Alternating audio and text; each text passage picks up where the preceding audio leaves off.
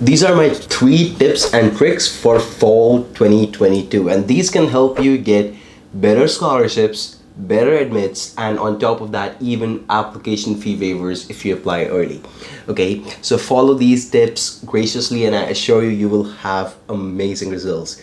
Let's dive right into it, but before that, if you haven't already, make sure to subscribe to the channel for more such videos. Great guys, so beginning with the first tip over here that I have for you, and that is to start early, and I cannot stress this enough. Let me tell you the reason. Okay, now admissions officers are not crazy people. They receive a lot of applications and it's only obvious to them when you're sending the application on the last day or even the last night of the deadline. Then there's people who send in applications with ill-formed essays or essays with spelling mistakes, or there's things that just don't make sense. They maybe created that essay for some other program and they're applying to some other program using that. And these people who are evaluating that, they're also human, and they've done it for years and years and years. So chances are they're gonna figure out that, okay, something is wrong over here. This person definitely did not start early and they waited till the last day itself to submit the application. Don't be that person. Okay, now to avoid that, what you need to do is, number one, to know your deadlines. Create an Excel spreadsheet. Make sure you have the university name and the deadlines over there. You should know which term are you targeting. What is the deadline? People ask me all the time, when are the deadlines for fall 2022? When is the term? When are the applications starting for spring 22? What are the deadlines? The deadlines depend on a lot of factors. Go ahead, check them out for your program, for your university, whatever you're interested in. It's on the official website. You don't have to ask anyone about it. Trust me, it's all available for free online. The next thing is to reference the timeline that we have built for you.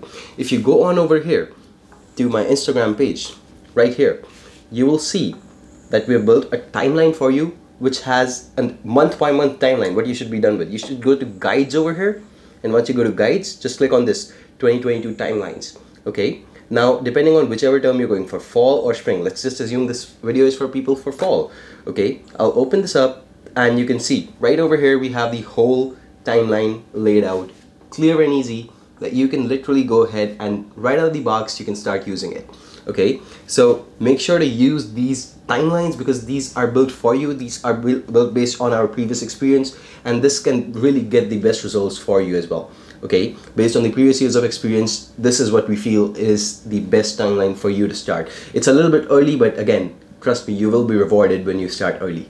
The next thing is to submit your applications early so that you can get better admits. When there are more seats, they're a little bit lenient with the selection, and you can take advantage of that by starting early. And of course, I don't need to say this again, but don't rush in at the last minute. If you haven't prepared and you're rushing in at the last minute, usually it's probably always better to just wait for 6 months and apply to the next term. Great, so that was the first point, start early. Let's move on to the next point over here, and that is to find the right universities for you to target. Now I'm going to be telling you 6 ways that you can find the right universities, and guess what? 4 of them entirely free, 2 of them paid. Go for whatever you want, but even if you follow 2 or 3 of these ways and you can just go for the free ones, you will probably land up ahead of most people doing this. Okay, I'm going to be showing you exactly how.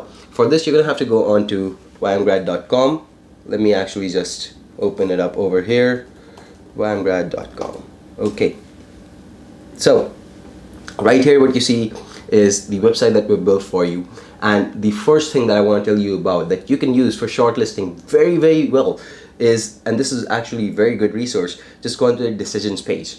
Okay, you can look at the previous admits and rejects of other people. Look at the university that you are interested in. Okay, you're interested in the University of Southern California, let's say.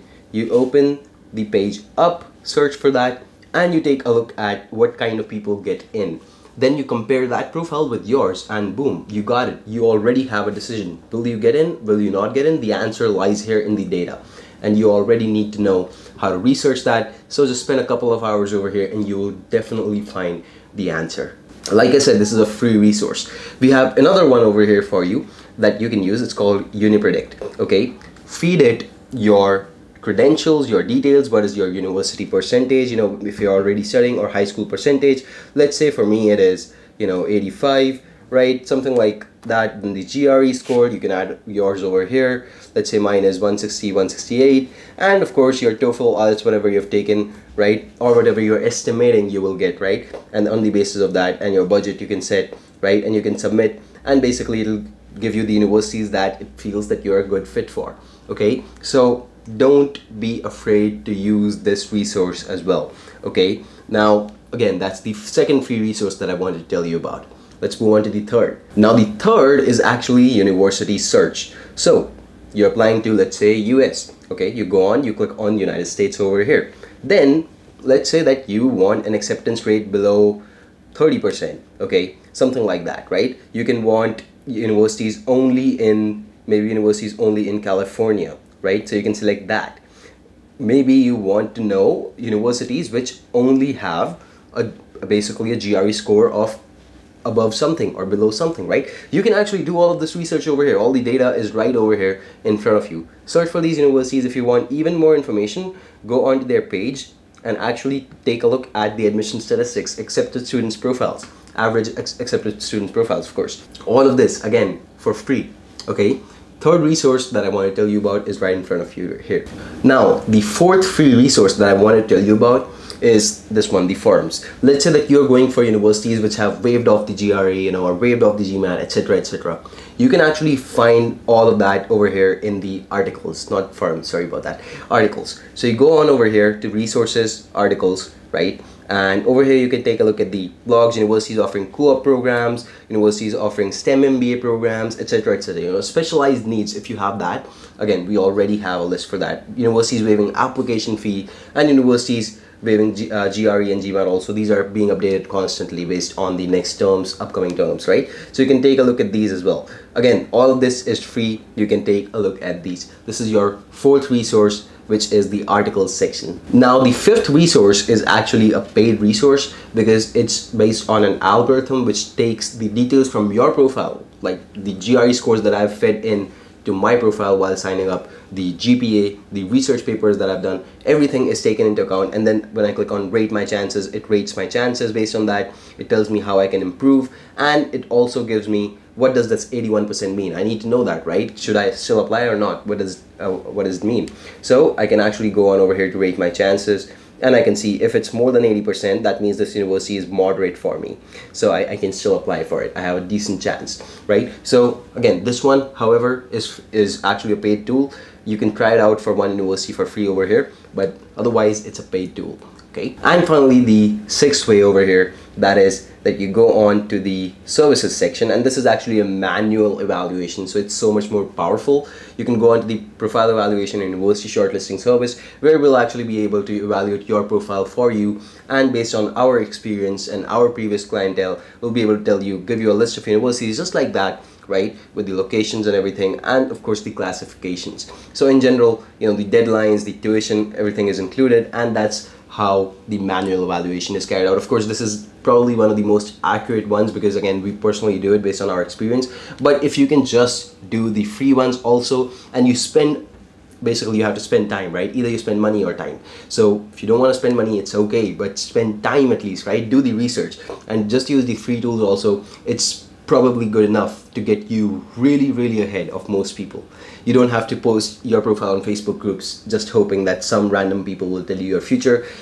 Everything here is data oriented and you can utilize that. Finally, my point number 3, the third tip that you can use to really get ahead of most people in this race is if you start making connections from day one. What do I mean by starting to make connections? Who do you connect with? First off, if you're interested in, let's say, UC Berkeley, go ahead to the Berkeley's website. See the events that are coming up. Okay, you cannot visit Berkeley, you cannot, physically go there, it's completely fine.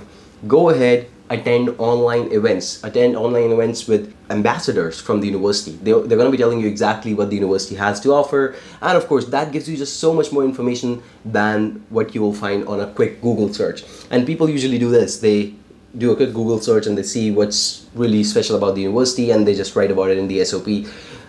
Trust me, admissions officers, they will find out that this is what you've done, because everyone is going to be doing that. But if you want to be one step ahead, you really want to go one step ahead, what you need to do is attend these virtual fairs, and of course you will learn so much more about the university and what it has to offer you. And of course, on top of that, connect with the advisory board, the ambassadors of the university who are conducting these sessions. A lot of times they will give you application fee waivers. All of this can be done if you prepare and you start ahead of time. Finally, hold on, go ahead and connect with the alumni from this university as well. The alumni network matters a lot, and if you're able to find people on LinkedIn or maybe from the Berkeley's website, just for instance, whatever university you're going for, go ahead, connect with them, learn more about the experience. A lot of times they will even connect with you on chat or on phone calls, so you can definitely learn a lot about the university and what it has to offer from there, and you can learn about the experiences of other students and what kind of a admissions experience or even the job marketplace experience they've had. So learning about all of that is critical, and of course everything is out there for you for free in terms of this resource as well. All right, so I hope that these 3 tips will help you extend your chances, or basically increase your chances to get into your favorite university for fall 22. I hope to see you in the next one. For now, you guys take care of yourselves, and goodbye.